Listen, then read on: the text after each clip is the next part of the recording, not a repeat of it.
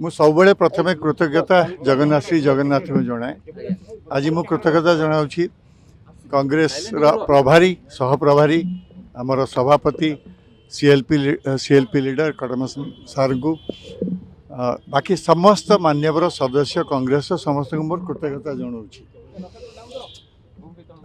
मु तो आपण जानी आगे भी कही जे मु गोटे कॉमन प्रार्थी से परिप्रेक्षी में मुझे सुजोग पाइली सीएलपी मीटिंग रे अटेंड करने जोठी मु सेमानकर साहाय्य भिक्षा करिछि।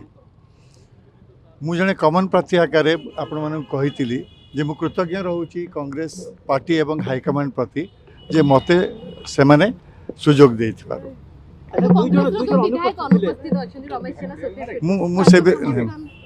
मु भेटिबी समस्त आप कही पर्सनाल जाई समस्त भेटिबी।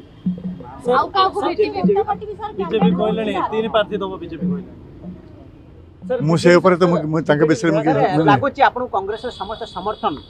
मोर विश्वास अच्छी मोर विश्वास अच्छी निवेदन करी एवं निष्पत्ति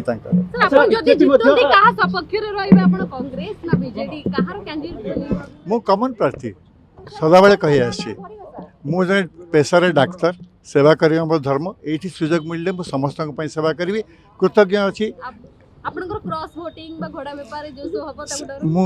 मु आज्ञा केवल सेवा पे आसी कौन हम से लक्ष्य रखे